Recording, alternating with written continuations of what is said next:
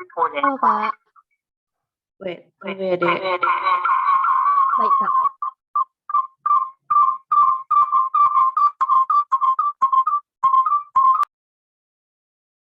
Ya Kak, sudah terdengar Kak. Halo Kak, apa kabar Kak? Baik. Adis, apa kabar dan teman-teman semua? Adis baik Kak. Buat teman-teman yang lain, boleh dong menjawab.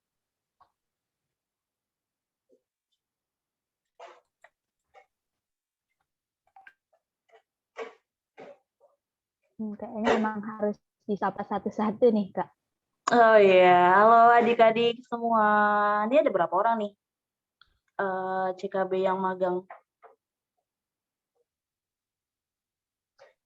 Sebentar ya Kak.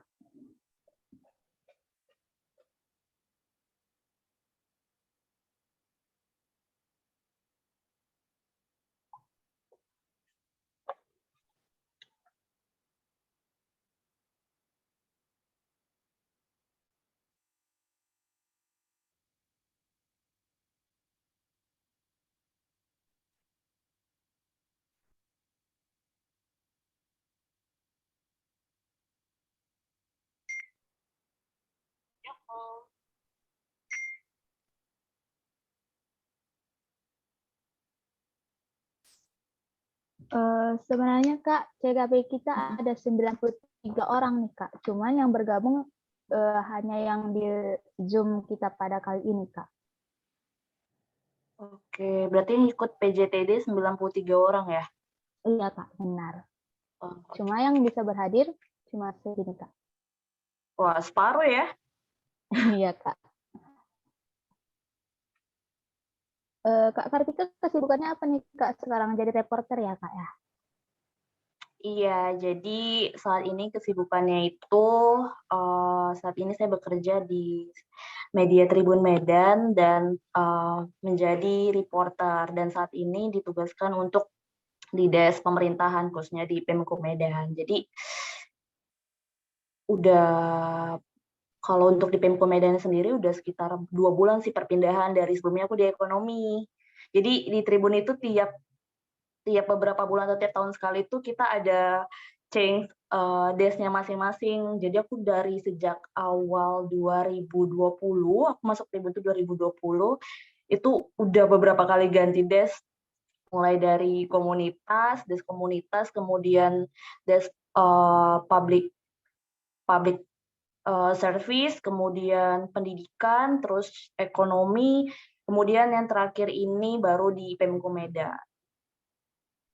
Wah, berarti kakak ini sibuk banget ya, pengalamannya sudah beragam, sudah banyak Aduh. banget dah. Jadi teman-teman CKB ini harus meniru kakak gitu. Banyak yang bisa Aduh, dipelajari dari kakak. saling sharing kali ya. Iya, benar, benar Kak. Jadi kita mulai masuk materi aja nih Kak, atau gimana Kak? Boleh. Boleh. Jadi saya bakal membacakan CV kakak dulu nih ya kak, untuk agar teman-teman CKP semua juga tahu lebih dalam lebih mengenai kakak. Jadi untuk operator boleh dong di-share CV kak Kartika yang keren banget ini.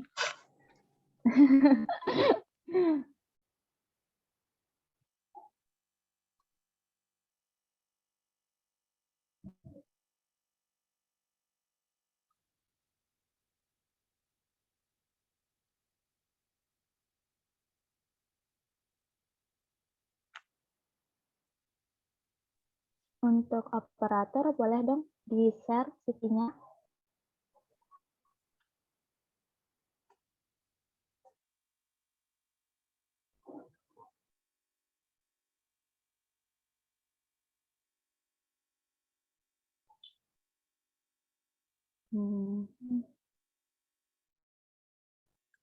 Sebentar ya. Oke, Nurul.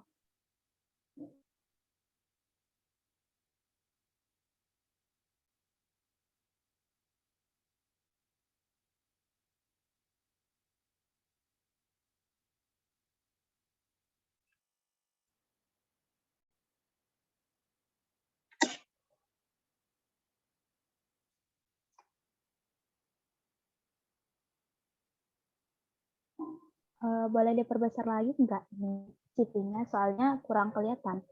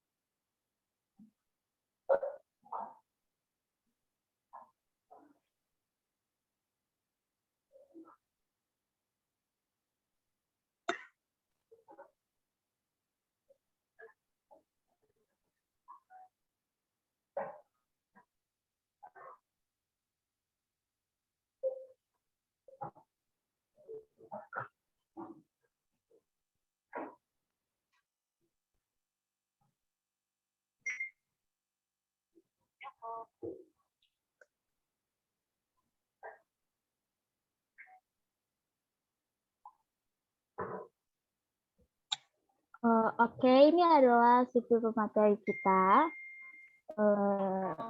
Sepertinya di sini kurang jelas, jadi akan saya bacakan saja ya teman-teman. Jadi pemateri kita yang kece abis ini namanya adalah Kak Kartika Sari SS. Dengan moto disiplin dan kerja keras adalah kunci keberhasilan. Nah, riwayat pendidikan formal Kak Kartika dari tahun 2014 hingga tahun 2019 menempuh perguruan tinggi di Universitas Negeri Medan dengan jurusan Sastra Indonesia. Kemudian pada tahun 2011 sampai 2014, Kak Kartika menempuh sekolah menengah atas di SMA Swasta Prayatna Medan. Nah, pada tahun 2008 hingga 2011, Kak Kartika menempuh sekolah menengah pertama di SMP Negeri 11 Medan. Dan pada tahun 2002 hingga 2008, Kak Kartika menempuh sekolah dasar di SD Negeri 060866 Medan. Nah, kemudian Kak Kartika memiliki pengalaman informal pada 12 hingga 18 Oktober 2017, Kak Kartika mengikuti pelatihan jurnalistik tingkat lanjut nasional yang berjudul Travel Jurnalis di Balai Diklat Sumatera Utara. Pada tanggal 7 Oktober 2015, kembali Kak Kartika mengikuti pelatihan jurnalistik tingkat dasar dengan tema optimalisasi media informasi di era jurnalistik digital di ruang sidang B Biro Rektor Unimed. Nah, pada 9 Maret hingga 22 Mei 2015, Kak Kartika mengikuti pelatihan web desain fundamental. Nah, Kak Kartika juga memiliki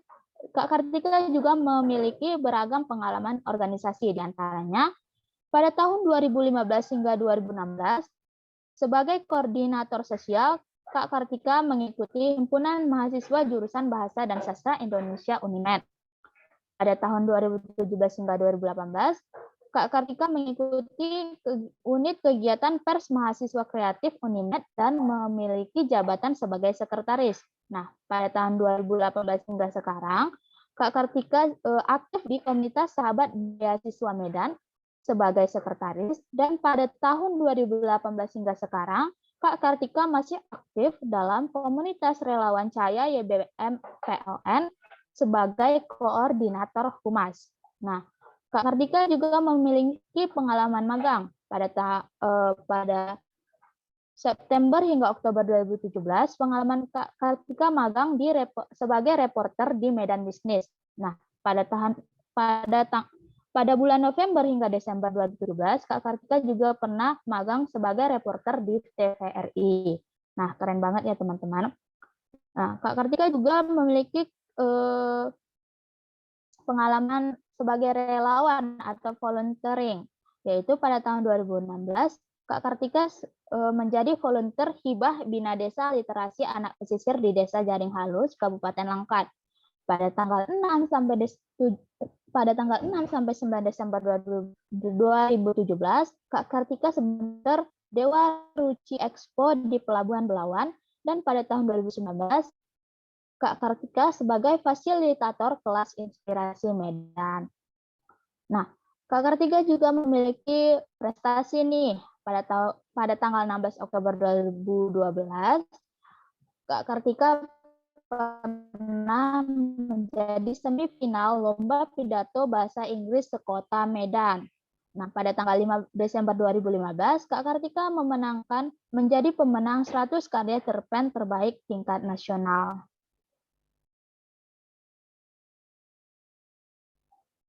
Nah, latar belakang Kak Kartika ini merupakan lulusan program studi sastra Indonesia dengan konsentrasi jurnalistik. Sebagai lulusan baru dalam bidang tersebut, Kak Kartika memiliki semangat yang tinggi dalam mengembangkan minat dan bakat untuk mengasah kemampuan dalam dunia kerja. Kak Kartika merupakan seorang yang kuat, pekerja keras, jujur, dan mampu bekerja sama dalam tim. Nah, biodatanya Kak Kartika ini, Kak Kartika lahir di Medan pada tanggal 7 September tahun 1996 dengan agama Islam dan berkewarganegaraan Indonesia. Dengan tinggi 153 cm dan berat 48 kg, dan Kak Kartika belum menikah.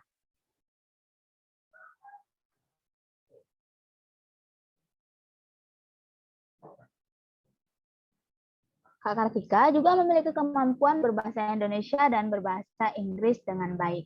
Jadi, sekian CV pemateri keren banget yang akan membawakan materi kita pada hari ini.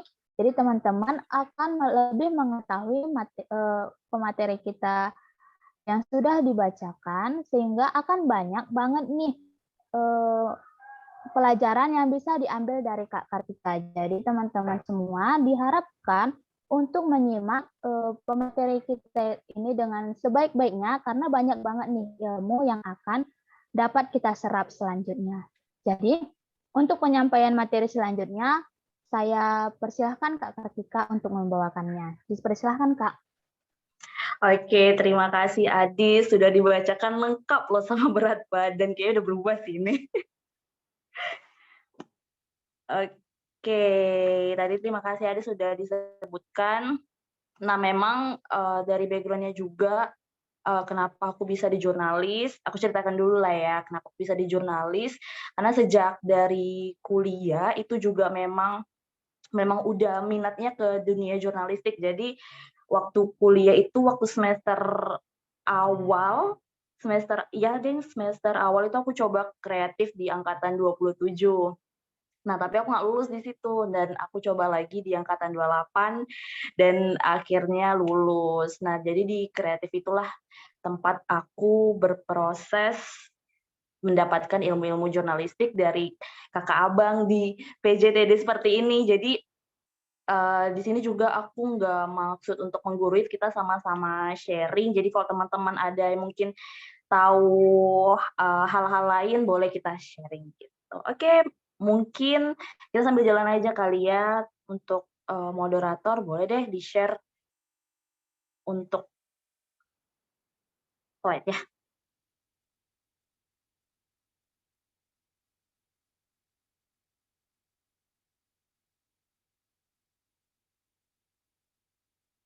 Oke. Nah, berbicara mengenai teknik penulisan berita, aku baru dihubungi nih sama teman-teman panitia untuk beri materi terkait dengan penulisan berita. Nah, sebelum kita berbicara mengenai penulisan berita, ada baiknya nih kita juga tahu informasi mengenai sebenarnya apa sih itu berita dan apa sih jenis-jenis berita itu dan bagaimana pengklasifikasian sebelum kita jauh berbicara mengenai teknik penulisan berita. Karena seperti klasifikasi, jenis berita itu hal yang penting sebelum kita ke teknik penulisan berita. Oke, next.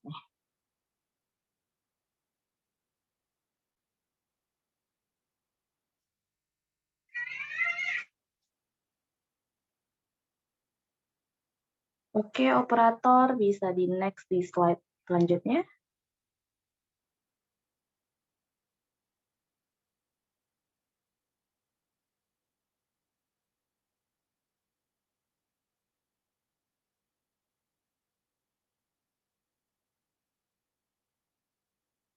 Halo, operator. Adik-adik.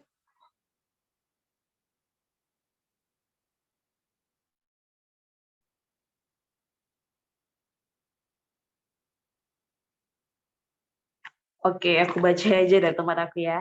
Nah, sebelum kita jauh berbicara mengenai teknik penulisan berita, kita juga harus tahu nih definisi berita. Nah, di sini aku ada ambil beberapa definisi berita yang memang relate nih satu sama lain. Salah satunya ini ada Paul de Messener. Nah, dia mengatakan bahwa berita itu adalah sebuah informasi penting dan menarik perhatian serta minat minat khalayak ramai. Jadi kita tahu nih dari sini bahwa berita itu adalah sesuatu yang menarik perhatian. Jadi kalau misalnya hal yang biasa aja itu belum tentu bisa disebut dengan berita. Jadi harus sesuatu yang memang menarik dan memiliki informasi yang penting. Jadi kalau misalnya seperti uh, rambu lalu lintas berjalan dengan lancar, itu kan sesuatu yang biasa. Nah, seperti itu.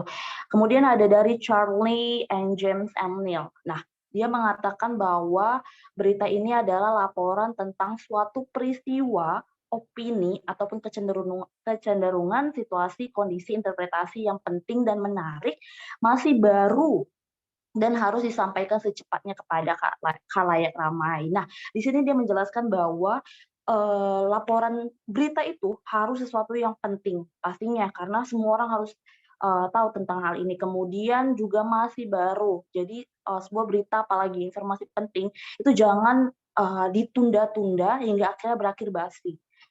Kemudian menarik karena berita yang menarik, berita yang dikemas secara menarik itu akan mampu menarik minat pembaca. Kemudian ada Dan Spencer, ini suatu kenyataan atau ide yang benar yang dapat menarik perhatian sebagian pembaca.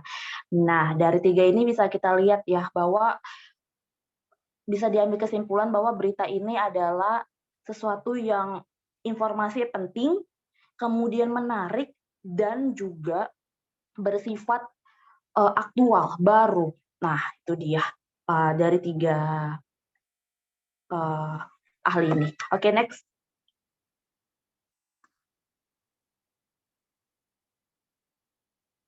Nah, jadi diambil dari kesimpulan dari tiga ahli ini dan juga beberapa hal lain bisa diambilkan kesimpulan bahwa berita adalah laporan tercepat mengenai fakta atau ide terbaru yang benar, menarik, dan atau penting bagi sebagian khalayak melalui media berkala seperti surat kabar, radio, televisi, dan media online. Jadi di masing-masing media ini juga punya ketentuannya masing-masing nih adik-adik. Ketentuan seperti berita menurut surat kabar bagaimana, radio bagaimana, televisi bagaimana, media online bagaimana. Jadi memang ada karakteristiknya masing-masing di setiap berita di media masing-masing. Jadi surat kabar, televisi, radio, dan juga media online itu beda karakteristik penyampaian pemberitaannya. Contohnya seperti televisi dan radio. Nah, televisi dan radio ini lebih dia fokus ke audio, kalau televisi audio visual, kalau misalnya radio itu audio. Jadi bagaimana si reporter ataupun editor ataupun yang menyajikan berita itu harus mengemas berita ini semenarik dan juga seringan mungkin. Jadi ada macam-macam karakteristiknya. Oke, operator bisa di next. Di 2 slide.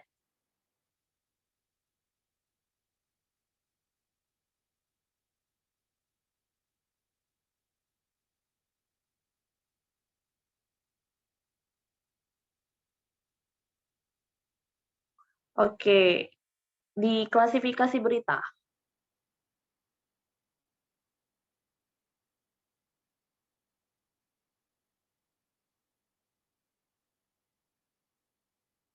Oke, ini nanti bisa aku lihat dari sini aja ya. Klasifikasi berita. Nah, jadi sebelum kita menulis berita, jadi kita harus tahu nih. Tadi kan kita udah tahu nih bagaimana apa sih itu berita.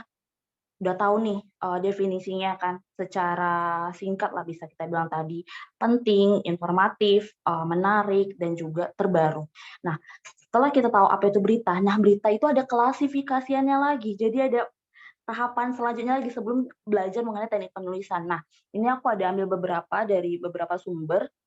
Ini ada klasifikasi berita, yaitu berita berat dan berita ringan, hard news dan soft news. Jadi ini bisa dibedakan. Kalau misalnya berita berat itu adalah berita-berita seperti contohnya bencana alam, kemudian kebakaran, nah kemudian banjir bandang. Nah, itu salah satu contoh berita berat. Nah, berita ringan. Berita ringan ini hampir sangat berbeda dengan berita berat. Nah, kalau berita ringan atau soft news itu lebih dia ke human interest, ketertarikan terkait dengan kemanusiaan, kemudian juga travel, dan juga berita-berita ringan lainnya yang bukan terkaitan dengan peristiwa seperti itu. Jadi dia beritanya bersifat timeless. Nanti kita bakal klasifikasikan lagi. Nah, kemudian ada berita berdasarkan lokasi. Nah, itu juga ada dibagi nih, berita terbuka dan tertutup. Nah, apa sih berita yang berdasarkan lokasi terbuka, tertutup? Nah, berita berdasarkan lokasi terbuka itu contohnya yang berada di luar. Contohnya seperti kebakaran. Nah, itu kan peristiwa secara outdoor. Kemudian ada banjir secara outdoor juga. Kemudian tidak hanya kebakaran atau peristiwa, namun juga kegiatan-kegiatan yang berada di luar itu adalah berita yang berdasarkan lokasi outdoor. Nah, kemudian berita yang tertutup, apa sih berita yang tertutup itu? Berdasarkan lokasi tertutup. Nah, itu berita-berita yang berada di dalam ruangan. Contohnya seperti seminar, kemudian berita yang uh, peristiwa yang berada di pengadilan ataupun di dalam ruangan lainnya. Itu sifatnya berita yang berdasarkan lokasi tertutup seperti itu. Nah, itu juga akan sangat berpengaruh terkait dengan teknik penulisan berita mengenai lokasi terbuka ataupun karena akan memacu terkait dengan kecepatan.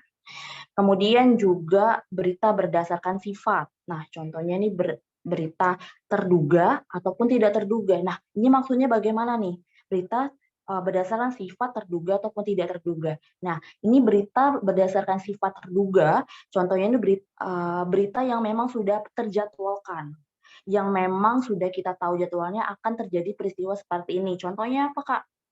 Contohnya itu seperti pemilu, kemudian pengangkatan wali kota, kemudian juga kegiatan-kegiatan yang sudah dijadwalkan dan si reporter ini sudah tahu bahwa akan menulis seperti apa berita yang akan dituangkan dalam bentuk laporan. Jadi memang sudah terduga, sudah terjadwalkan. Nah, contoh yang tidak terduga itu balik lagi seperti kebakaran itu kan tidak terduga. Kemudian juga contohnya pencopotan wali kota. Nah, itu kan tidak terduga kan karena ada satu hal lain yang harus membuat kejadian itu terjadi. Nah, itu kan tidak terduga karena kan tidak ada kan pencopotan yang ada pergantian seperti itu. Kemudian berita berdasarkan isi materi. Nah, berita berdasarkan isi materi ini macam-macam. Adik-adik contohnya seperti kakak saat ini kan bertugas untuk di Pemko Medan. Nah, itu berita seputar pemerintahan. Nah, kemudian ada lagi nih berita ekonomi, berita kepolisian, berita olahraga, berita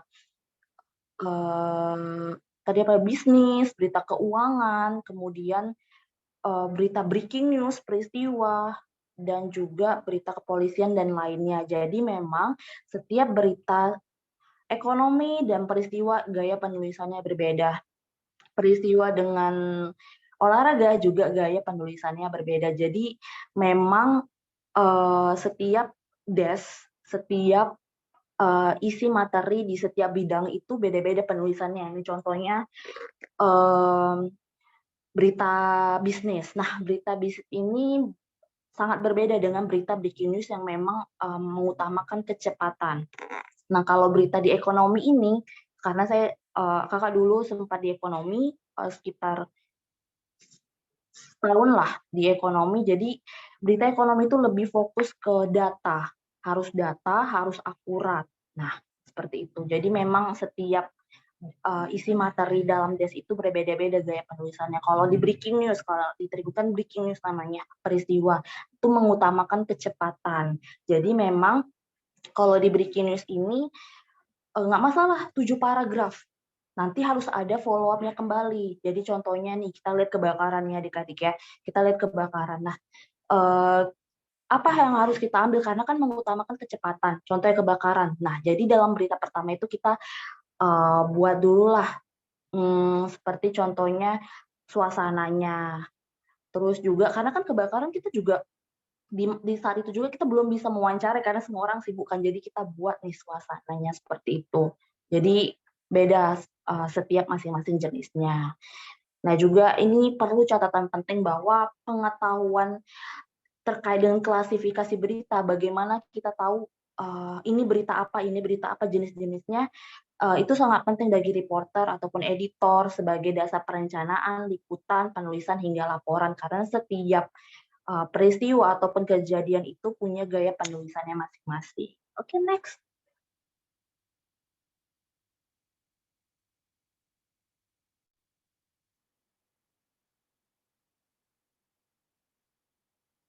Kita masuk ke jenis-jenis berita. Nah, jenis-jenis berita ini juga banyak banget nih macam-macamnya jenis-jenis beritanya. Ada straight news, kemudian ada depth news, ada interpretive news, ada investigative news, features, dan editorial writing. Nah, tapi yang paling sering digunakan, ini aku berdasarkan yang sering digunakan oleh reporter saat ini, itu contohnya straight news. Nah, depth news, terus interpretive news, investigative news. Nah, kita ulas dulu yang pertama, straight news. Nah, straight news. Straight. Laporan langsung mengenai suatu peristiwa bersifat objektif berdasarkan pemantauan dari lapangan. Nah, seperti yang aku contohkan tadi, berita straight news itu adalah berita yang mudah basi ya adik-adik. Jadi, berita straight news itu ketika ada kejadian kebakaran, kalian nggak bisa buat beritanya itu 3 jam kemudian, 4 jam kemudian. Berita straight news itu adalah berita yang langsung di lapangan dan harus segera dilaporkan langsung kepada masyarakat.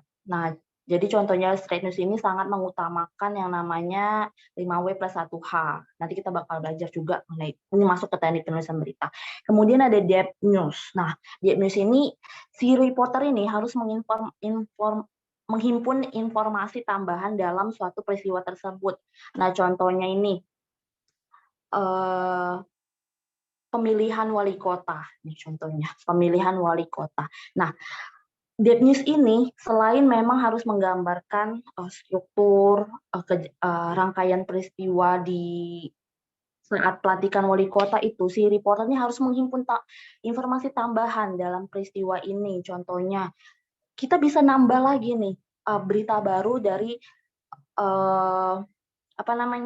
dari pidato-pidato dari si wali kota. Jadi itu tambahan, informasi tambahan. Jadi selain memang kita peristiwanya sudah dapat, rangkaian beritanya dari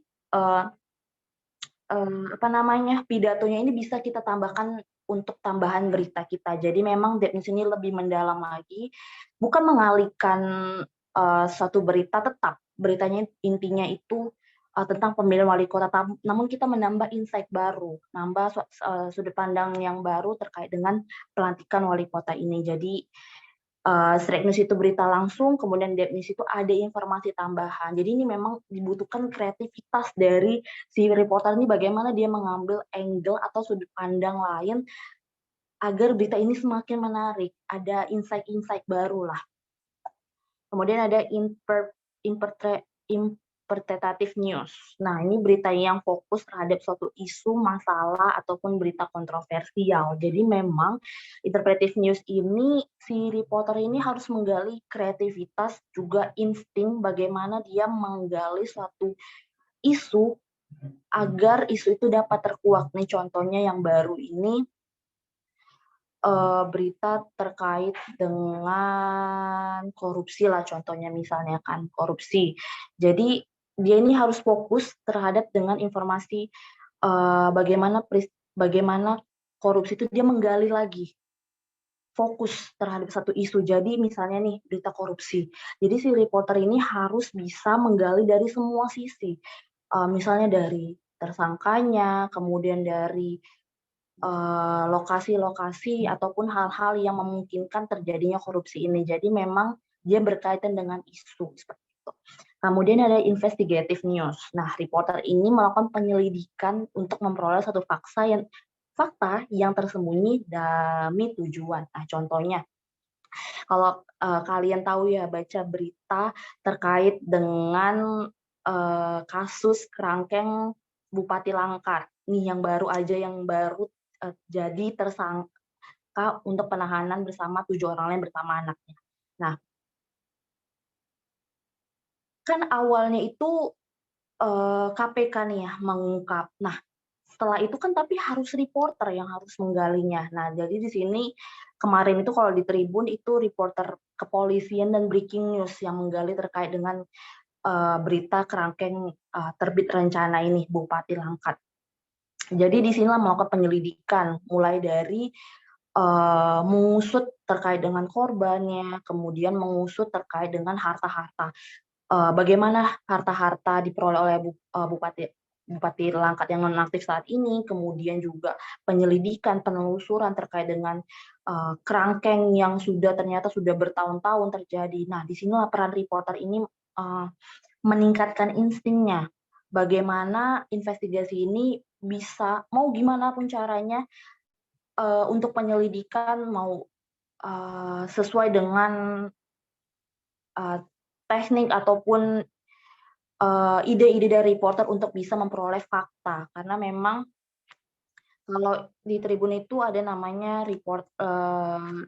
liputan khusus. Nah, ini sama investigative news, menyelidiki. Jadi memang nggak bisa sehari itu dapat beritanya, karena kan penyelidikan itu butuh waktu, butuh fakta yang benar-benar bisa dipertanggungjawabkan, ada bukti-buktinya. Nah, ini investigative news ini berita yang memang membutuhkan waktu, namun dapat diulas secara mendalam seperti itu.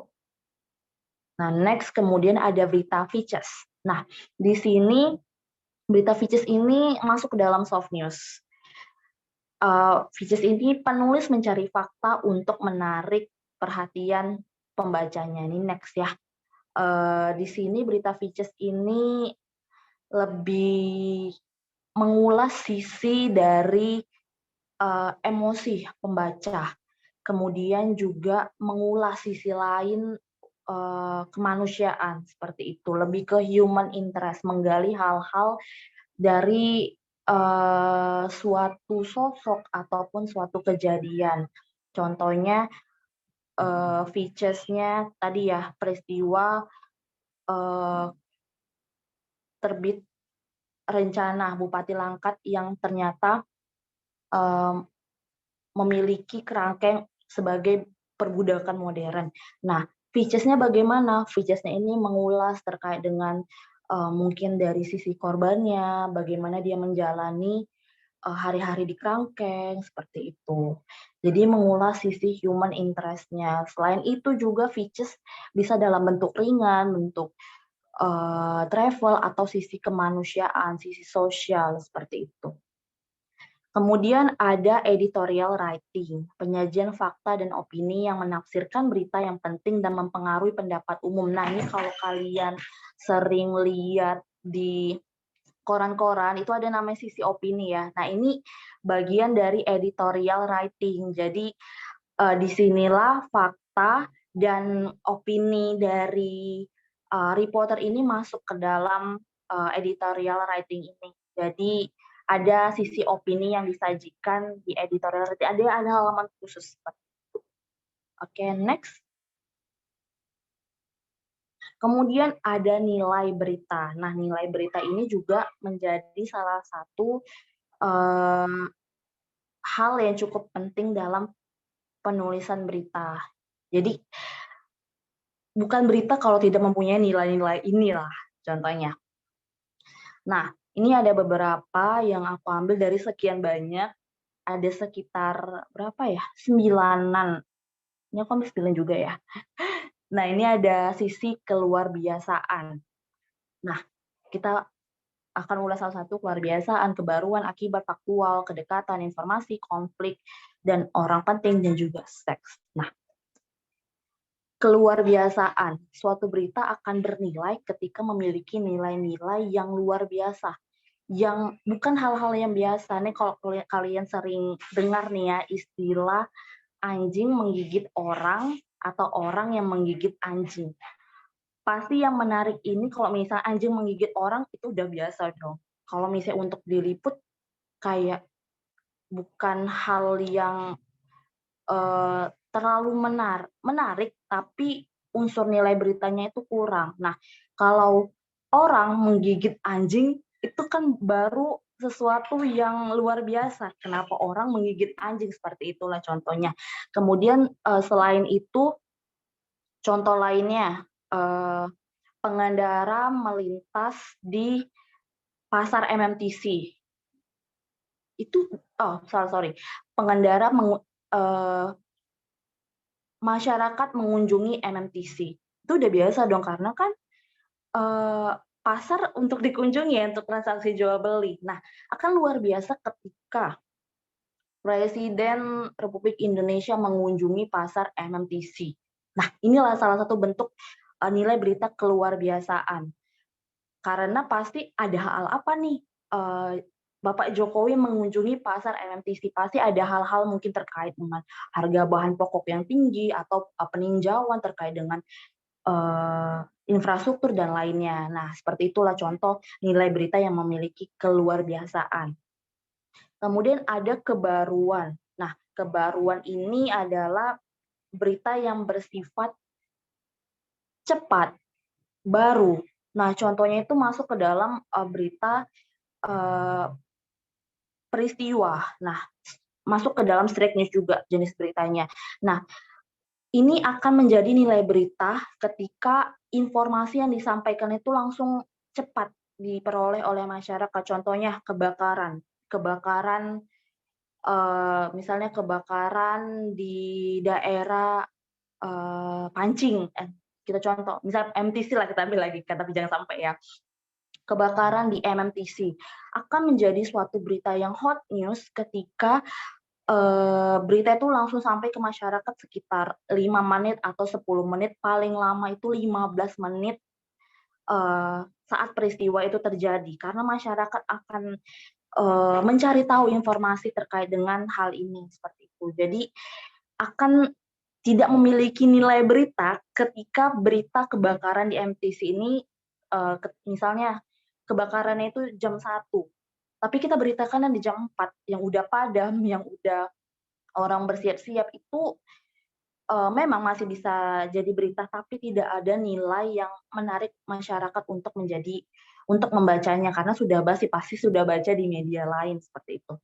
Kemudian akibat. Nah, akibat ini berita terkait dengan suatu peristiwa yang memiliki nilai akibat, misalnya korupsi, itu akibatnya seperti apa, dampaknya kepada siapa, seperti itu. Jadi orang-orang akan membaca berita jika memiliki dampak akibat yang luar biasa kepada masyarakat yang banyak. Contohnya korupsi pastinya akan berdampak ke masyarakat luas. Kemudian tentang harga bahan pokok itu pasti akan punya nilai berita yang besar karena menyangkut masyarakat banyak, terutama ibu-ibu ya yang selalu mencari bahan pokok. Kemudian next itu ada faktual. Nah, berita faktual ini adalah berita yang memang dia jelas, bersifat faktual, bersifat fakta. Nah, ini contohnya itu peristiwa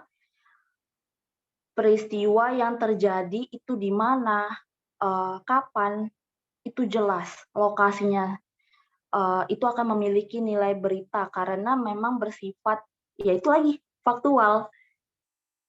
Bersifat misalnya,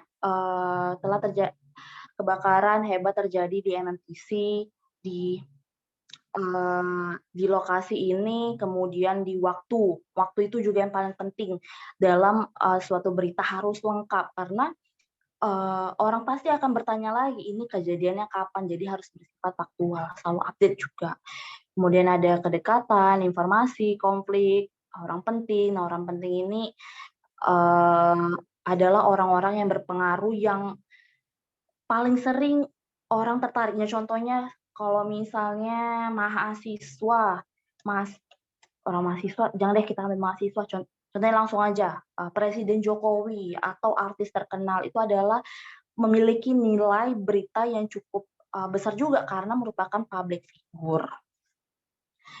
Kemudian ada seks. Nah, kalau seks ini juga merupakan miliki nilai berita karena tidak bisa dipungkiri bahwa orang-orang selalu suka dengan berita-berita yang mungkin cenderung ke seks. Contohnya seperti, mungkin seks ini nggak langsung harafiahnya seperti itu ya, lebih kayak seperti berita perselingkuhan, kemudian berita tentang misalnya penggerebekan PSK seperti itu, atau yang memiliki nilai-nilai seksualitas, itu juga termasuk. Terus tadi udah ya, tadi kedekatan. Nah, kedekatan ini juga punya nilai berita. Nah, contohnya itu tadi belum aku jelasin ya. Kedekatannya itu misalnya, nah ini kita kan lagi berada di Kota Medan ya. Orang-orang Medan akan tertarik membaca ketika ada terjadi suatu peristiwa di daerahnya sendiri. Mana nih orang Medan tertarik baca berita naik harga di MMTC atau naik harga berita di luar kota. Pasti otomatis akan tertarik kan untuk membaca berita yang berada di daerah sendiri karena ikut terlibatnya itulah dalam bentuk suatu kedekatan geografis, kedekatan lingkungan seperti itu. Nah, informasi juga pastinya memiliki nilai berita yang penting karena suatu berita akan memiliki nilai berita ketika informasi yang di dalamnya itu mampu memberikan informatif lah, bersifat informatif. Ketika orang membacanya, orang akan tahu, oh ada peristiwa apa, seperti itu. Konflik juga, berita konflik sangat menarik untuk dibaca, sepertinya berita Ukraina versus Ukraina dengan Rusia yang memang sempat menjadi trending berita di mana-mana. Seperti itu. Itulah beberapa nilai berita. Ada berapa ini? Ada 9 atau 10 ya, seperti itu. Itu dia nilai-nilai berita. Jadi memang contohnya nih, kalau kalian juga mungkin terlalu luas ya, kalau misalnya nilai beritanya itu terlalu seperti dari ekonomi segala macam. Nah, di kampus pun juga banyak nih adik-adik nilai berita yang bisa kalian dapatkan. Contohnya rektor, aktivitas rektor. Contohnya kalian tahu nih agenda rektor ada kegiatan apa. Itu bisa kalian ulas juga karena kan rektor ini orang penting di universitas. Jadi setiap agenda mungkin rektor memberikan beasiswa kepada mahasiswa. Nah, itu bisa digali, bisa jadi nilai berita. Satu, nilai beritanya karena rektor yang memberikan beasiswa, ataupun juga bersifat informatif bagi mahasiswa. Informasi ya, nilai berita informasi juga masuk. Jadi mahasiswa yang baca pun akan tahu nih, oh bagaimana cara-caranya. Seperti itu. Oke, next. Nah, setelah tahu nih apa itu berita, tadi sudah kita jelaskan ya untuk nilai berita, kemudian klasifikasi berita juga tadi udah dijelaskan mengenai ada berita soft news, ada berita hard news, ada berdasarkan lokasi, terus juga kita udah tahu nih apa saja jenis-jenis berita dari straight news, depth news, interpretative news, features. Nah, kemudian juga ada nilai berita, nilai-nilai apa saja sih yang bisa membuat berita itu menarik. Tadi juga ada beberapa ya, informasi, konflik, dan lainnya. Nah, ketika kita sudah tahu nih bagaimana cara menentukan ini berita apa, kemudian jenis berita ini masuk kemana, kemudian juga nilai apa saja harus berita yang menarik, barulah kita masuk ke teknik penulisan berita. Nah, sebenarnya kalau teknik penulisan berita itu learning by doing sih, adik-adik. Karena kalau semua orang bisa menulis berita, semua orang bisa menulis berita asal dia tahu teknik penulisannya. Contohnya kayak di Tribun. Nah, di Tribun itu nggak semuanya kok eee, orang-orang yang memiliki background ilmu komunikasi, ilmu jurnalistik, atau ilmu-ilmu kebahasaan, nggak semua. Ada yang dari eee, kehutanan ada, antropologi ada, terus juga jurusan-jurusan yang nggak ada keterkaitannya sama sekali sama berita bisa tahu teknik penulisan, asal memang dia mempelajarinya. Jadi nggak melihat background tapi harus ada niat untuk mempelajarinya.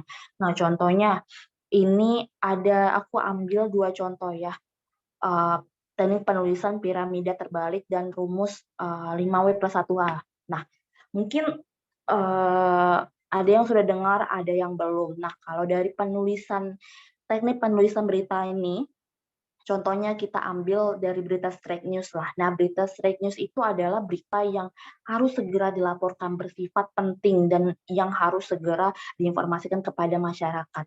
Nah, salah satunya itu isi-isi beritanya itu harus juga bersifat penting, jangan bertele-tele. Nah, ingat ya Tribuners ya, adik-adik, berita bersifat straight news itu, berita jenis straight news itu harus dia dari paragraf pertama itu sudah memberikan informasi. Nah, contohnya dari judul berita. Judul berita itu juga mempengaruhi loh adik-adik untuk orang-orang tertarik untuk minat membacanya. Jadi memang bagaimana caranya dari reporternya, dari editornya harus mengemas eee, judul itu semenarik mungkin tanpa menghilangkan kaidah-kaidahnya. Karena memang, di beberapa media sekarang pun sudah mulai kreatif kreatif untuk membuat, judulnya agar menarik, visitor juga. Judul berita yang memang dia langsung straight to the point. Kemudian ada teras berita. Nah, teras berita ini adalah, eee, paragraf pertama yang memang menjadi terasnya. Nih kalau halaman rumah pasti kita masuk ke terasnya dulu kan. Nah, teras berita ini adalah hal yang penting, yang sangat penting bisa dibilang untuk dalam memberikan suatu informasi. Jadi biasa itu di paragraf pertama dan paragraf kedua itu, biasa paragraf pertama sih, masuk ke dalam teras berita. Jadi di paragraf pertama ini, di teras berita ini, suatu informasi itu langsung ketika dibaca paragraf pertama, oh udah tahu ini apa, kejadiannya apa, peristiwanya di mana, segala macam. Contohnya berita kebakaran. Nah, berita kebakaran itu kan adalah berita peristiwa nih. Nah, jadi ketika orang membacanya itu orang ingin langsung tahu, nggak langsung baca di-scroll-scroll sampai bawah baru dapat intinya apa, oh kebakaran, bukan. Jadi mmm, berita kebakaran itu di paragraf pertama itu harus sudah dijelaskan. bahwa di situ apa kejadiannya kebakaran seperti itu. Jadi paragraf pertama itu yang paling penting dan menjadi salah satu bisa dibilang apa ya? Salah satu peran penting apakah berita kita ini akan dibaca sampai habis atau sudah ditinggalkan seperti itu. Kemudian masuk ke tubuh berita. Nah, tubuh berita ini adalah penjelasan dari teras berita. Nah, contohnya kebakaran nih, peristiwa kebakaran terjadi di MMTC lah misalnya contoh. Nah, di tubuh berita ini dijelaskan bahwa mengapa peristiwa ini terjadi. Kemudian mengapa, kemudian bagaimana, terus juga masuk ke narasumber-narasumber penting. Nah, siapa nih narasumber penting di dalam tubuh berita? Contohnya misalnya kebakaran, saksi mata, orang-orang yang melihat peristiwa itu terjadi, itu adalah hal penting dalam di tubuh berita juga. Jadi di sini di tubuh berita inilah informan masuk untuk memberikan penjelasan terkait dengan kejadian terkait dengan kebakaran itu. Nah, kemudian masuk ke informasi tambahan. Nah, ini di ekor berita. Nah, ini paling ujungnya nama ekor berita. Nah, ini bisa dibilang kurang penting. Maksudnya kurang penting di sini adalah kalau dipotong itu nggak masalah. Seperti itu. Contohnya, kalau kebakaran itu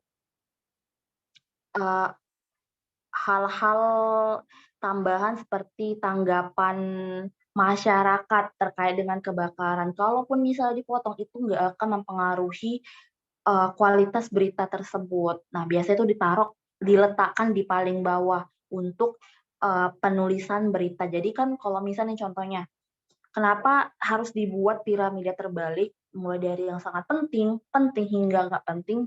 Contohnya, kalau misalnya kita ambillah di koran. Di koran ini ada yang namanya space tempat. Jadi, dia itu ada ukurannya masing-masing. Contohnya nih ukurannya segini lah ya kan, tapi berita kita tuh segini. Nah, itu kan harus disesuaikan ya sama ukuran yang bukannya ukuran yang menyesuaikan sama beritanya, tapi berita yang menyesuaikan sama ukuran di kolom koran. Jadi ini menjadi peran editor bagaimana dia bisa memangkas berita itu kepotong namun tidak memberikan pengaruh terhadap informasi kepada pembaca. Nah, itulah pentingnya piramida terbalik ini dalam penulisan berita. Jadi kalau kalian penulisan berita, misalnya peristiwa, tapi kalian bertele-tele dulu nih untuk penulisan beritanya. Hal-hal yang kurang penting yang dijabarkan, nggak langsung to the point, contohnya kebakaran. Pasti kan orang mau baca paragraf pertama itu kejadiannya apa, tapi kalian menjelaskan mengenai suasana enggak suasana, iya, suasana yang nggak ada kaitannya dengan kebakaran, yang nggak berpengaruh seperti itu. Jadi langsung aja to the point, apa kejadiannya gitu, menentu berita dan tadi sampai di ekor berita. Nah, itu tadi dia dari piramida terbalik, dari hal penting sampai yang nggak penting. Kemudian ada lagi, ini yang paling sering ya disebutkan di mana-mana kalau dalam penulisan berita rumus 5W plus 1H.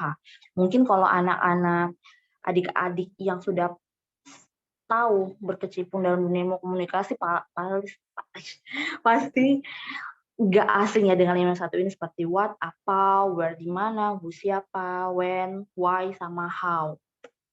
Jadi memang dalam penulisan berita ini yang simpelnya aja ketika kalian menulis berita, kalian harus bisa mencantumkan keterangan-keterangan yang 5W plus 1H ini. Jadi tadi masuk lagi ke berita faktual ya, informasi juga. Misalnya apa, kejadian apa yang terjadi, itu harus kalian jelaskan. Jangan kalian menuliskan tempat, alamat, kejadian tanggal, tapi kalian nggak menjelaskan itu apa, hanya bisa menjelaskan suasana, tapi kalian nggak menjelaskan itu apa. Nah, itu juga salah. Kemudian ada where, di mana. Dalam penulisan berita itu tempat itu menjadi suatu hal yang penting dalam penulisan berita, karena orang-orang kan pasti kepo nih ya, misalnya ada berita kejadian, tapi kan nggak jelaskan itu di mana lokasinya. Nah, itu juga beberapa kali juga pernah aku lihat berita-berita yang mungkin lupa kali ya untuk menuliskan tempatnya. Jadi mungkin dia buat kejadian tanggal, tapi lupa buat tempatnya. Nah, itu adalah hal yang paling penting juga kejadiannya. Nah, siapa? Nah, ini contohnya berita-berita yang menyangkut seseorang. Contohnya ini berita, kalau diambil peristiwa itu misalnya kebakaran lagi ya, saya banjir lah, kita ganti jangan kebakaran. Misalnya banjir, itu kita pasti penasaran, eee, berapa korbannya. Nah, itu sesuai dengan konteks masing-masing ya. Kalau peristiwa itu misalnya, banjir itu kita perlu tahu berapa siapa-siapa saja korbannya, apakah ada lansia. Nah, itu kita kan juga harus menjelaskan, seperti itu. Harus tahu nih siapa objek dalam berita tersebut. Subjek, objek itu juga hal yang penting. Kemudian when, kapan. Nah, ini juga, eee, masuk ke dalam sifatnya itu faktual ya. Tahu, eee, kapan peristiwa itu terjadi. Karena misalnya kita buat, misalnya pelantikan gini gini gini gini, tapi kita nggak buat tanggalnya, kan kita nggak tahu jadi itu bersifat faktual atau enggak, karena nggak kita buat kapan, kejadian, pelantikannya itu, kegiatan pelantikannya itu, dan why. Nah, why ini masuk ke tubuh berita ya, bersifat penting juga.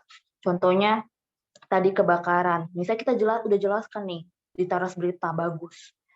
Kebakaran terjadi di MTC, lokasi segala macam, tapi kita nggak jelaskan apa yang melatar belakangi, kebakaran itu. Misalnya dari korsleting listrik atau, ada yang memainkan api. Nah, faktor kenapa ini juga menjadi salah satu penting untuk berita kita itu semakin lengkap. Jadi tidak hanya eee, teras berita tahu kejadian, tapi tahu kenapa peristiwa itu terjadi. Nah, how. Nah, how itu bagaimana? Bagaimana, eee, misalnya kebakaran, bagaimana hingga akhirnya kebakaran itu terjadi. Contohnya, menyambar dari rumah ke rumah, hingga akhirnya menjadi besar, atau menyambar dari kios ke kios ke kios, kios ke kios, hingga akhirnya terbakar satu pasar itu. Jadi rumus 5W1H ini juga penting untuk dimasukkan, namun kalau untuk aku saranin, kalau misalnya untuk di teras berita atau di paragraf pertama, what, where, who, sama when ini masuk ke dalam, teras berita, kemudian why dan how ini masuk ke tubuh berita. Jadi dia bertahap, jelas dia. Pertama kita menjelaskan, bagaimana, eee kita menjelaskan apa peristiwa ini, kemudian kita jelaskan latar belakang dan bagaimana peristiwa ini terjadi dan hingga akhirnya misalnya kok kebakaran hingga akhirnya padam, seperti itu. Oke, nah itu dia tadi penulisan berita. Sebenarnya simpel sih, dan ini akan kita kuasai ketika kita terus menulisnya. Nah, seseorang akan pintar menulis berita ketika diulang secara terus-menerus. Misalnya kalian latih juga nih adik-adik, mmm misalnya nih ya, kalian ada tugas nih buat eee, buat beritalah, di kreatif kan pasti harus nulis berita ya. Misalnya satu hari itu ada 2 berita. Nah, itu kalian latih aja terus-menerus, kalian shift targetnya, 2 berita itu kalian jalan-jalan, lihat peristiwa misalnya di kampus, peristiwa apa yang terjadi, nggak harus peristiwa yang berat-berat, tapi hal-hal yang ringan juga bisa, seperti itu. Itu akan menggali kemampuan kita dalam menulis berita. Nah, ini tuh tadi kan contoh aku ngasih contohnya, tadi piramid terbalik ini lebih khusus kepada berita straight news atau berita peristiwa. Nah, akan beda lagi teknik penulisan berita, features, berita human interest, yang berita ini yang menggugah emosi. Kalau berita-berita seperti ini, berita-berita shock news ini dia justru di paragraf pertama ini seperti menggambarkan dulu menggambarkan dulu suasananya. Contohnya mendeskripsikan suatu tempat. Ini akan beda lagi nih. Contohnya nih ya, kalau kalian misal aku dulu pernah buat berita mengenai seorang kakek yang dia itu pakai pen di kakinya, tapi harus mendorong gerobak martabak keliling kota Medan. Nah, di sini aku nggak langsung menggambarkan apa kejadian, kapan, di mana, enggak, itu beda lagi. Kalau untuk features ini berlaku untuk mendeskripsikan bagaimana caranya di paragraf pertama itu kita menggugah pembaca dengan sifat-sifat yang bersifat sentimental, mulai dari suasana misalnya nih, mulai dari deskripsi dirinya juga bisa, bagaimana dia berjalan dengan kaki yang ada pennya, atau kalau misalnya rumah nih, di rumah gubuk ya, itu kan bersifat human interest ya, seorang nenek tinggal sendiri gubuk. Nah, gimana cara menulis beritanya? Ini kan masuknya berita soft news ya, akan berbeda, bukan mengikuti piramida terbalik, tapi kalian harus menggambarkan dulu bagaimana suasana reot rumahnya, kalau perlu lebih detail, gubuk rumahnya ini berapa kali berapa, dan gambarkan bagaimana bunyi kipas angin yang berputar, seperti itu. Jadi memang teknik penulisan berita itu ada macam-macam ya. Kalau piramida terbalik ini lebih ke fake news, tapi kok penggambaran suasana atau pendeskripsian ini lebih kepada berita-berita yang bersifat human interest, berita sosial, berita tentang features, seperti itu. So, itu dia tadi beberapa materi yang aku sampaikan, tapi mungkin ini hanya sedikit aja ya. Nanti kita mungkin bisa sambung, mungkin kalau ada yang ingin bertanya terkait dengan penulisan berita, ayo bisa sharing, seperti itu. Oke, kembalikan kepada moderator. Terima kasih Kak Kartika untuk penjabaran materinya yang keren banget. Nah, untuk teman-teman yang lain, apabila ada yang ingin ditanyakan lebih lanjut, boleh raise hand ya. Teman-teman, apa ada yang ingin bertanya? Oke. Untuk Ali, dipersilahkan. Assalamualaikum warahmatullahi wabarakatuh. Selamat siang Kak Kartika. Siang, udah siang nggak?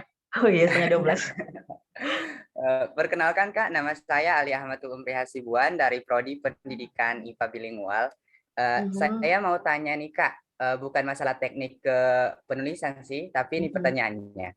When I was a child, I asked to my family, I want to be, what do you want to be? My family asked me, what do you want to be in the future?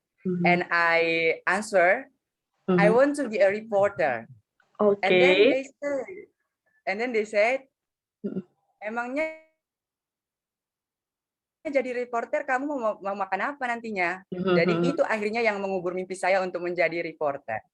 Nah, pertanyaan saya Kak, apakah memang seperti itu di real life kenyataannya? Reporter itu nggak bisa dijadikan sebagai sumber penghidupan utama bagi kita. Begitu Kak. Terima kasih. Wassalamualaikum warahmatullahi wabarakatuh. Oke, waalaikumsalam Ali Ahmadul dari IPA Bilingual. Stambuk berapa? 21 Kak, stambuk 2021. Oke, berarti ini semester 3 ya? Semester 2 Kak. Oh ya, semester 2 ya. Belum masuk ya. Belum siap semester 3. Oke. Reporter ini mau makan apa sih? Gitulah ya. Bisa nggak sih? Mungkin yang baca reporter ini gajinya kecil. Nah, kalau aku sih mikirnya bukan karena aku jadikan profesi reporter ini adalah hobi yang dibayar. Dan juga nggak tentu kok kalau misalnya reporter ini kita nggak tahu mau makan apa, karena memang reporter ini, tapi kalau reporter yang memang punya potensi jiwa-jiwa nya jurnalisme banget ya, banyak kok hal-hal yang bisa kita buat misalnya nih di reporter. Tapi contohnya nih ya, aku ambil karena kan aku masih baru ya, aku ambil pengalaman temanku yang udah beberapa tahun seniorku, editorku yang dia jadi reporter, tapi dia bisa gajinya itu berkali-kali lipat dari pegawai. Nah, bagaimana contohnya? Pertama, kita bisa jadi pemateri. Yang kedua, kita bisa ikut lomba. Nah, lomba untuk jurnalistik itu banyak banget adik-adik. Itu bisa kita dapatkan asal kita punya kemauan. Karena bisa dibilang, ini editorku yang dia udah rutin ikut lomba-lomba dari side job-nya juga, dia itu bisa menghasilkan ratusan juta dari 1 tahun untuk gajinya. Karena apa? Karena dia punya potensi nilai-nilai jurnalisme. Beda ya sama jurnalis-jurnalis yang bisa kita bilang kalau sering di kalangan kita itu wargat, wartawan gadungan, yang sering minta kepada suatu instansi, yang akhirnya dia bukan minta itu bukan untuk jadikan berita, tapi untuk apa ya, apa bahasanya sih, apa ya, meminta untuk mengancam lah istilahnya, memeras si suatu narasumber itu. Itu kalau di kalangan reporter itu juga wargat itu juga banyak terjadi hal-hal seperti itu. Namun kalau misalnya kita berada di suatu instansi media yang juga memang berkompeten dan juga memang jelas terdaftar di Dewan Pers, itu aku rasa nggak perlu takut sih, karena memang sejauh ini gaji aku juga cukup kok untuk bisa jalan-jalan juga masih bisa.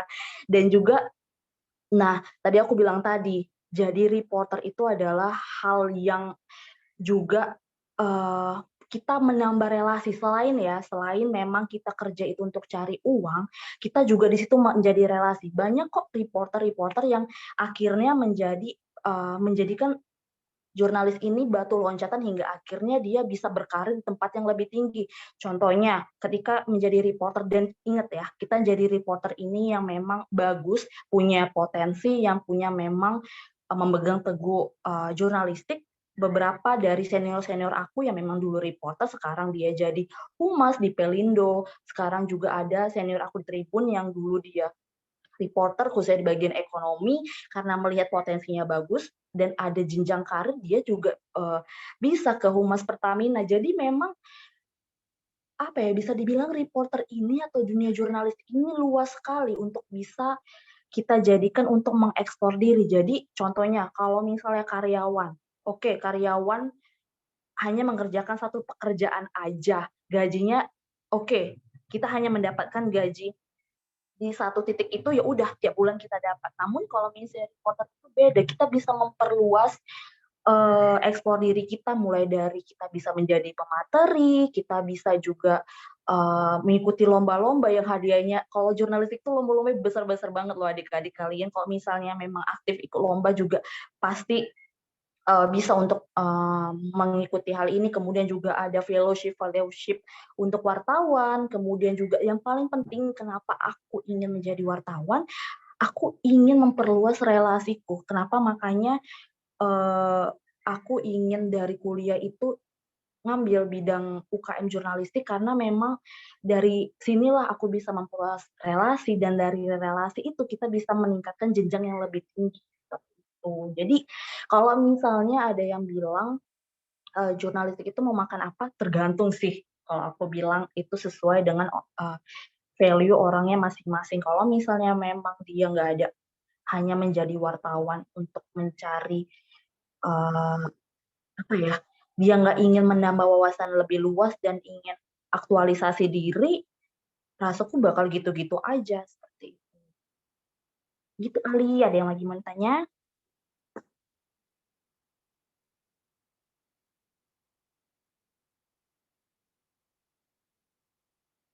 Gimana Ali? Apakah masih ada yang dipertanyakan? Thank you so much, Kak. What a nice answer. Sama-sama. Kemudian ini Siti Maisarah mau bertanya ya, dipersilahkan. Baik Kak, terima kasih. Perkenalkan nama saya Siti Maisara dari Prodi Pendidikan Bahasa dan Sastra Indonesia. Oh, adik tamu Saya, saya. iya Kak, saya ingin bertanya. Sebagai seorang yang baru ingin atau juga baru belajar untuk nulis berita, seringkali sulit gitu untuk milih bahasa yang tepat, kayak di bagian teras berita gitu, stuck gitu. Ini menulis apa lagi? Takut bahasanya cocok nggak ya gitu. Jadi adakah solusi yang bisa Kakak berikan gitu untuk mengatasi masalah tersebut? Itu saja Kak, terima kasih. Oke, terima kasih Siti Maisara. Nah, permasalahan menentukan teras berita ini, lagi-lagi aku bilang, nggak hanya yang baru aja kok.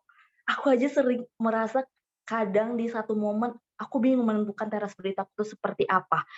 Nah, itu proses sih, proses. Misalnya dari waktu awal-awal belajar, aku juga sering kok kena repet editorku, bahkan aku sampai dikirimin kamus KBBI untuk tahu pemilihan katanya itu seperti apa. Nah, itu balik lagi dari seberapa rutin kita dalam menulis berita. Akan ketahuan orang-orang yang rajin nulis berita itu beritanya tulisannya akan seperti apa, dan akan ketahuan orang-orang yang malas buat berita, akan ketahuan berita itu seperti apa. Nah, kalau dari aku dulu,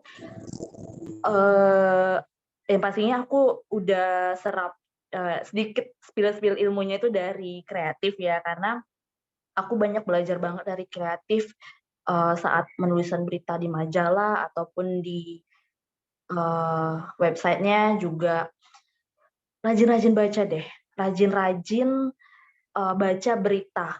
Kalau aku dulu waktu awal masuk di Tribun, itu aku disuruh banyak baca-baca berita dari media-media nasional contohnya. Aku pelajari bagaimana sih mereka membuat lead-nya, aku bandingi dari beberapa media, dan akhirnya aku belajar untuk menulis karakteristik berita aku sendiri. Jadi paling penting itu nggak ada teknis segala macam, tapi yang paling penting itu banyak baca dan banyak nulis. Karena dari kita banyak baca di berita-berita di media, pasti kan kita akan dapat referensi nih, oh begini nih cara menulis berita yang dapat nih di paragraf pertama itu seperti apa, seperti itu. Kalau dulu ya waktu pertama kali itu aku sering lihat Kompas, karena kan Kompas KKE Tribun ya, sering lihat berita Kompas, dan aku tahu nih, oh begini nih cara nulis lead-nya, gimana caranya harus penyusunan kalimatnya itu biar lebih enak dibaca. Karena memang kalau misalnya kita nulis berita tapi nggak tahu referensinya, maksudnya nggak tahu gimana caranya teknik struktur beritanya, itu juga akan pening sendiri, nggak tahu nyusunnya bagaimana. Jadi memang balik lagi sih, rajin-rajin banyak baca referensi berita-berita dari media-media lain, kemudian banyak baca, perluas kosakata, karena memang kita nggak bakalan pernah tahu ya. Contohnya nih, aku pas peralihan ya dari pendidikan ke ekonomi yang memang banting kali. Ternyata struktur berita di ekonomi sama berita di pendidikan itu beda banget. Di ekonomi yang sangat banyak kosakata yang asing, kemudian juga banyak kosakata dan juga banyak data-data yang memang aku nggak pahami. Itu akan sulit. Jadi aku banyak lagi baca-baca, contohnya berita-berita ekonomi yang ada di media-media khusus ekonomi seperti itu. Jadi dari situlah ketika aku udah mulai banyak referensi, oh kayak gini kok cara menulisnya. Jadi lebih gampang gitu dia. Itu Siti Maisara. Ada lagi yang mau ditanya, Siti, kalau ada yang nggak jelas? Sudah Kak, terima kasih Kak atas solusinya. Oke, semangat ya. Wajar kok itu waktu awal-awal nggak pandai nulis berita. Bahkan ketika aku di Tribun aja udah banyak aku buat berita di kreatif aja masih sering kena tegur, apalagi masih baru kan. Jadi sangat-sangat wajar kok misalnya masih bingung. dalam awal-awal.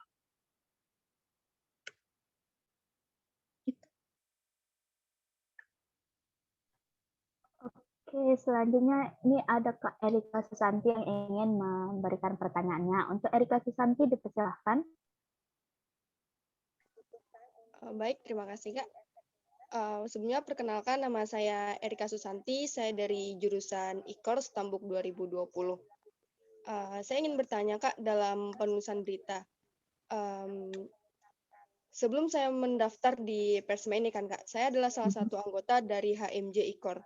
Dan pada saat itu saya selalu mendapat bagian untuk menulis berita ketika HMJ itu mengadakan webinar misalnya Kak. Nah, pertama kalinya saya buat berita pada saat itu, ada beberapa kata yang saya gunakan, yaitu Pak atau Ibu gitu kan Kak.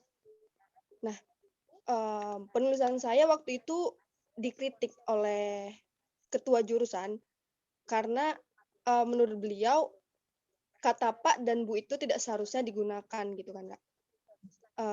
Sementara dalam pandangan saya sengaja menggunakan Pak dan Ibu karena menurut saya itu suatu bentuk penghormatan gitu Kak. Nah, apakah memang dalam penulisan berita itu Kak, kita memang tidak diperbolehkan menggunakan Bapak dan Ibu gitu Kak? Terima kasih Kak. Oke, terima kasih Erika Susanti, IKOR. Nah, kalau dalam penulisan berita itu juga ada beberapa kriteria ya. Contohnya tadi menggunakan misalnya Bapak Suwarno sebagai pembicara atau kepada Bapak. Nah, itu sangat-sangat jarang dan hampir tidak ada di media menggunakan kata Bapak. Bahkan Presiden Jokowi aja dalam pemberitaan itu tidak digunakan. Karena memang seperti gelar ataupun Bapak, Ibu itu tidak dipakai dalam pemberitaan. Karena memang hanya bersifat nama. Jarang sekali kalau untuk yang formalnya ya, menggunakan gelar yang apalagi yang panjang-panjang ya. Karena kan pembaca ingin yang simple aja. Jadi gelar, bahkan gelar ustadz ada beberapa juga yang buat, tapi ada juga yang beberapa enggak. Namun kalau misalnya kayak Bapak, Ibu itu tidak perlu dimasukkan. Dan gelar juga nggak perlu untuk dimasukkan, hanya nama saja, seperti itu. Memang nggak ada sih Dek kalau misalnya untuk, karena ada kriteria khususnya, contohnya juga, apalagi ya kalau itu gelar sama sebutan itu nggak dipakai sih. Tuh. Ada lagi, Erika? Berarti Kak memang mau dalam berita itu apa namanya Kak? Memang dalam penulisan berita itu tidak seharusnya kita menggunakan kata Bapak dan juga gelarnya gitu Kak? Enggak ada. Itu kalau misalnya di media konvensional ya. Namun kalau misalnya kayak di media kampus, contohnya di kreatif kemarin itu juga nggak pakai sih, karena memang dalam penulisan berita itu kita nggak ada penyebutan untuk gelar Bapak atau Ibu, itu tuh nggak perlu, bukan nggak boleh, tapi nggak perlu dimasukkan, hanya simpel nama saja, dan juga gelar juga tidak perlu. Baik Kak, terima kasih Kak. Ya, Erika, semangat nulis beritanya ya, lancar-lancar tuh, pasti lancar nulis beritanya kalau sering.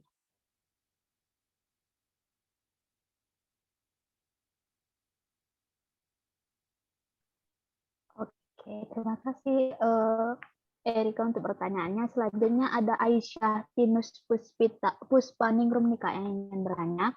Untuk Aisyah Tinus Puspa dipersilahkan. Terima kasih Kak atas kesempatannya. Saya izin bertanya, kira-kira nih Kak, ketika kita nulis berita Kak, untuk mungkin saya yang baru-baru belajar menulis berita nih Kak, kira-kira biasanya kendalanya itu ada di bagian yang mananya sih Kak? Terus cara kita buat menyiasati kendalanya itu bagaimana? Terima kasih Kak. Oke, Aisyah. Nah, kalau kakak tanya balik nih, kalau Aisyah kendalanya dalam menulis berita apa? Kalau saya sendiri sih Kak, mungkin di nyusun kerangkanya ya Kak, kadang suka terbelit atau susah buat nyusunnya gitu Kak. Oke, struktur berita berarti ya. Oke. Nah, setiap orang tuh pasti punya kesulitan masing-masing ya dalam penulisan berita, apalagi masih newbie. Nah, kalau yang masih baru ini rata-rata itu tadi sama seperti Aisyah, penyusunan berita. Selain penyusunan berita, apa yang paling sering jadi kendala? Ide berita. Kemudian juga bagaimana mengembangkan berita itu sering terjadi ketika baru-baru belajar atau menjadi reporter baru seperti saya. Waktu awal-awal kayak gitu sih permasalahannya, sulit untuk mencari ide. Aku dulu sangat sulit untuk mencari ide, ini beritanya ini enaknya dikembangin seperti apa ya, atau berita ini menarik dibuat seperti apa ya. Dan kalau untuk yang pertama mengenai struktur berita, bagaimana caranya, kalimat mana dulu ya penyusunannya, karena dulu waktu pertama-tama aku juga sering salah kok. Waktu pertama-tama di Tribun tuh aku sering buat hal-hal yang kurang penting itu di atas, dan hal-hal yang sebenarnya menjadi pokok utama itu di tengah atau di bawah. Nah, itu balik lagi sih dari kita bagaimana referensi baca berita kita untuk melakukan penyusunan berita. Dan balik lagi, kosakata itu sangat penting adik-adik untuk dapat menyusun suatu berita, karena memang kalau kosakata kita sedikit, akan sangat sedikit kata-kata yang bisa kita mainkan dalam menulis berita, seperti itu. Kemudian banyak baca sih, tadi balik lagi banyak baca. Kalau dari aku waktu kendalanya seperti itu, aku banyak baca, terus latihan terus menulis, jadi kayak learning by doing gitu, sehingga akhirnya udah terbiasa. Karena semakin biasa kita menulis, tulisan kita juga akan semakin bagus karena akan sering diulang-ulang. Dan kalau carian ide berita itu balik lagi ke kita, bagaimana cara kita untuk bisa mengaktifkan mengaktifkan semua indera kita. Karena ketika kita menjadi reporter, semua indera kita itu akan harus dikeluarkan, mulai dari indera pendengar, indera mata, indera penciuman, itu semua harus dipakai hingga akhirnya kita dapat ide baru nih, ternyata seperti ini nih, seperti kayak gitu sih. Lebih ke referensi, lebih ke banyak kosakata dan banyak baca dan banyak jalan-jalan biar bisa dapat banyak ide berita seperti itu. Tapi kalau misalnya balik lagi ke kosakata yang paling banyak, penyusunan struktur kalimat yang mana yang harus diletakkan, yang mana yang penting di awal, itu lebih ke kosakata sih. Harus banyak baca-baca berita, memperluas kosakata, kemudian banyak berlatih. Itu sih sebenarnya nggak ribet, cuman dari kitanya aja gimana niat kita untuk belajar agar tulisan kita itu bagus. Seperti itu. Ada lagi yang Terima kurang kasih jelas? Kak. Sama-sama Aisyah Tinus Puspaningrum.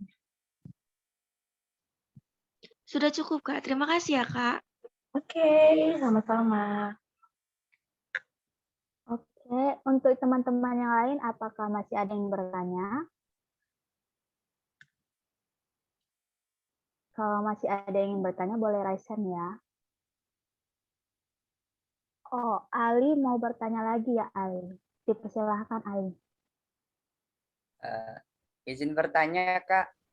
Nah, kan menyambung yang tadi, Kak, karena sudah menutup harapan jadi reporter, jadi di kuliahnya ambil jurusan yang lain. Nah, sekarang Ali ambil pendidikan.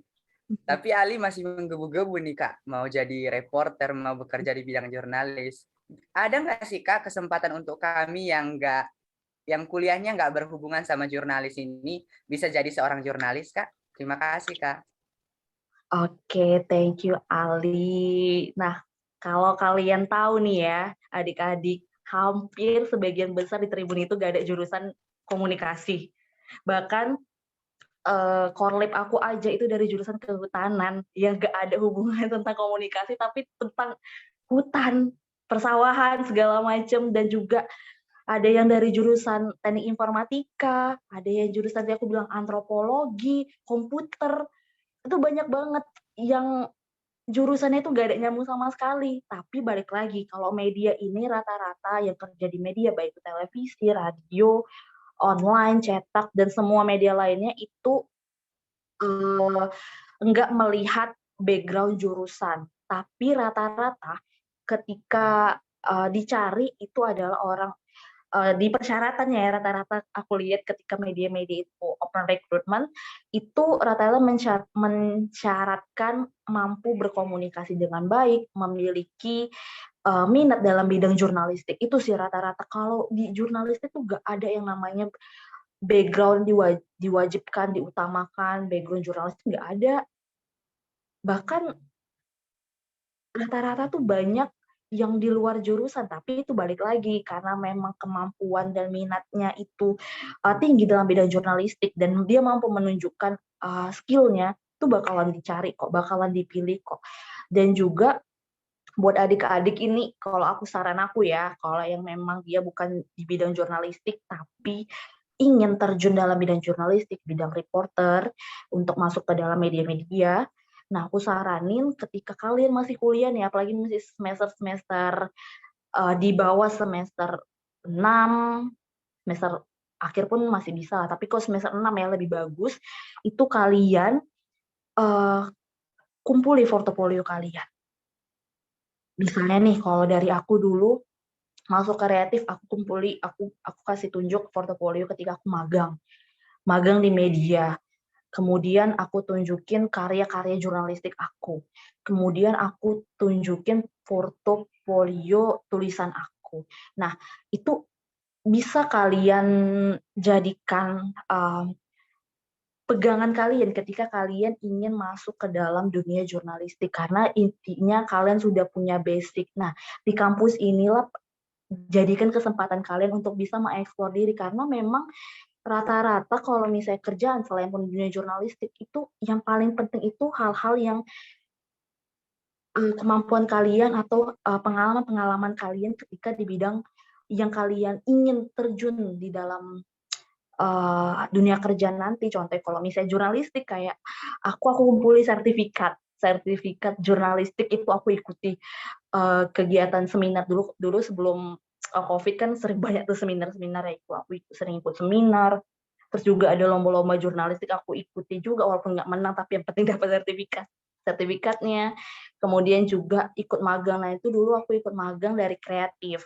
Jadi waktu di kreatif dulu sebelum pandemi itu ada buka magang ke Medan Bisnis untuk isi halaman, tapi sekarang Medan Bisnis nggak ada lagi cetaknya namun di online. Nah itu aku ambil portofolio aku, yang penting aku ada nih pengalaman dalam bidang jurnalistik. Itu sih adik-adik, yang penting nggak peduli bagaimana jurusan kalian dalam suatu bidang, tapi kalian harus punya basic dan juga pengalaman-pengalaman kalian. Masuk kreatif ini bisa diperhitungkan juga loh.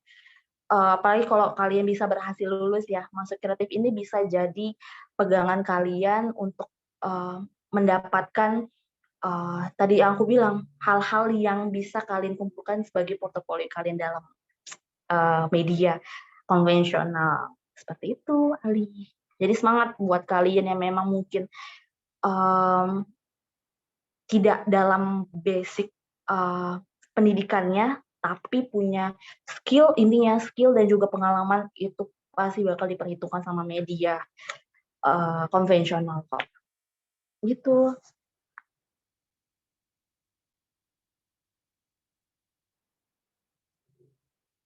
Bagaimana Ali? Apa masih ada yang ingin ditanyakan? Baik Kak, sudah cukup. Terima kasih banyak Kak. Iya Ali, semangat.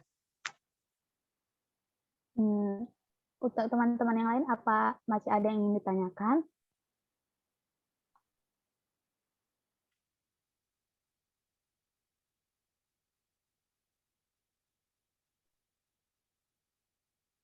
Sepertinya sudah tidak ada lagi nih Kak yang ingin bertanya. Karena juga sudah menunjukkan pukul 12:03. mungkin sampai di sini dulu Kak, yang ini sesi tanya jawabnya. Kemudian Kak, saya ingin bertanya apakah ada penugasan untuk CKB Kak untuk melatih CKB kita ini? Oh, tugas ya.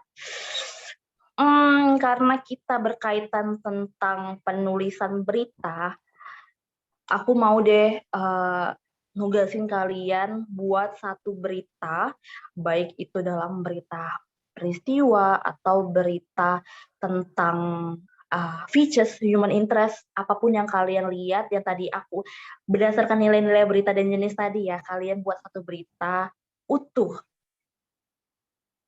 Nah, itu bisa kalian buat jadi satu berita. Dan nanti serahkan ke panitia ya.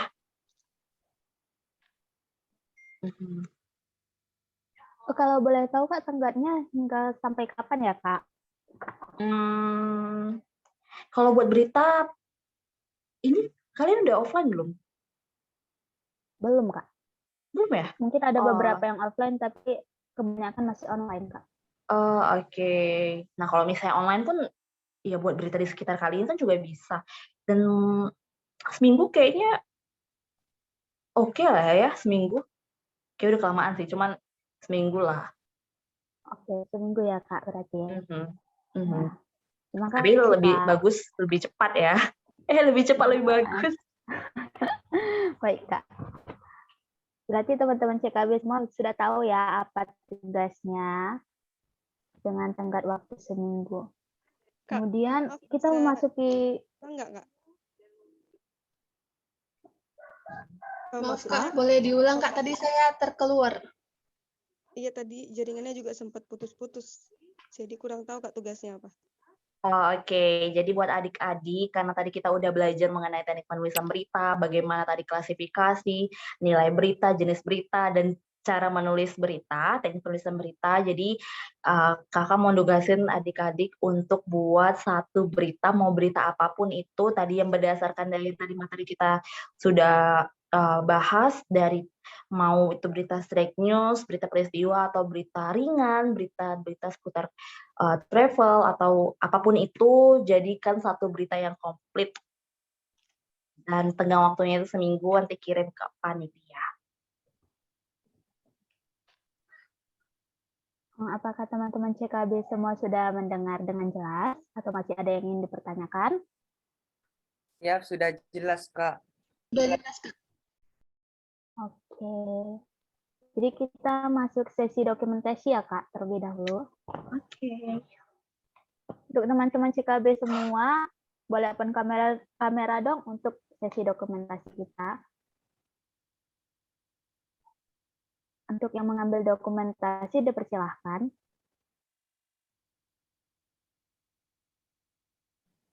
Baik, terima kasih. Untuk slide pertama, 1, 2, 3. Slide kedua, 1, 2, 3. Sudah, terima kasih. Terima kasih Citra.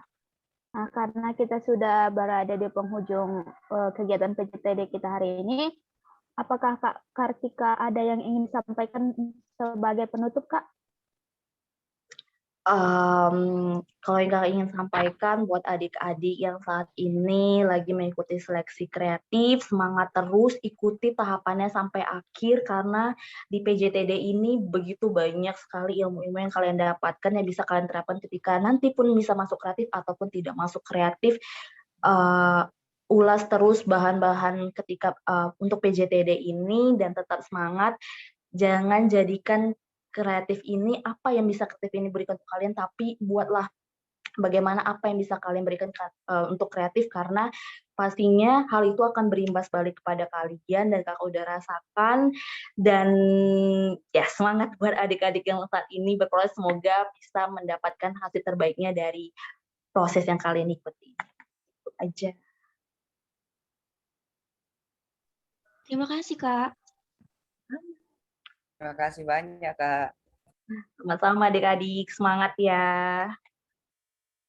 Oke, terima kasih banyak Kak Kartika sudah meluangkan waktunya dan sudah mau membagikan ilmunya kepada adik-adik CKB semua. Semoga Kak Kartika kegiatannya apapun yang dilakukan selalu lancar dan pekerjaannya semakin lancar ya Kak Kartika. Terima kasih banyak. Amin. Sukses juga buat kita semua.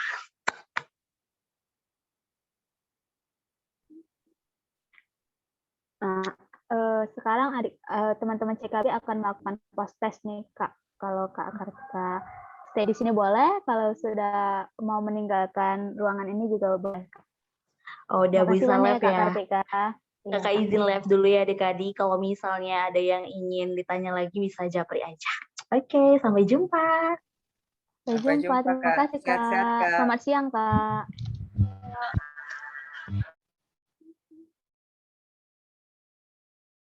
Oke, teman-teman CKB yang lain, kita kali ini akan post test. Link post test akan dibagikan di kolom chat. Jadi teman-teman CKB semua diharapkan untuk mengisi post test kita ya. Dan juga jangan lupa untuk mengisi absensi. Link post test akan dibagikan segera.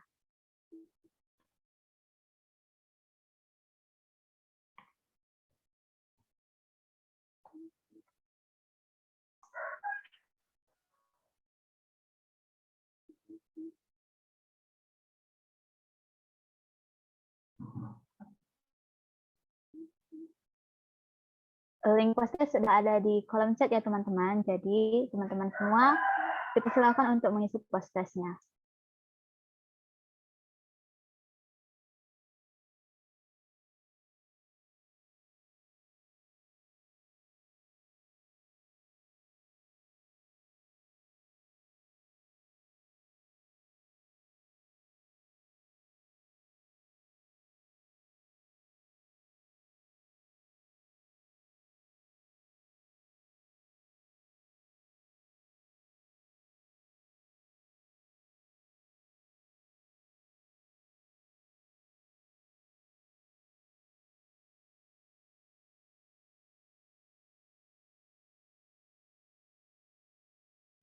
Post testnya akan dilakukan selama 5 menit. Tadi 12.10 berarti post testnya akan berakhir pada waktu 12:15 ya teman-teman. Jadi diharapkan segera mengisi post testnya masing-masing.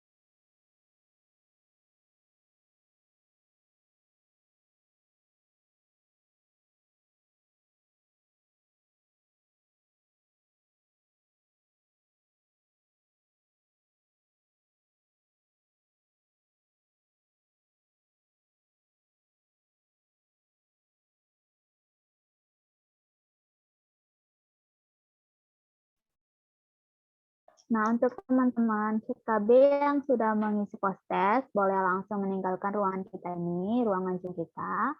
Terima kasih sudah mengikuti acara kegiatan PJTD kita kali ini. Semoga ilmu yang telah dibagikan Kak Kartika tadi dapat kita terapkan dan dapat menjadi ilmu yang baru untuk kita semua. Terima kasih dan semangat selalu ya untuk teman-teman semua untuk mengikuti proses PJTD selanjutnya. Semangat! Semangat Kak, terima kasih banyak Kak. Terima kasih kembali Ali.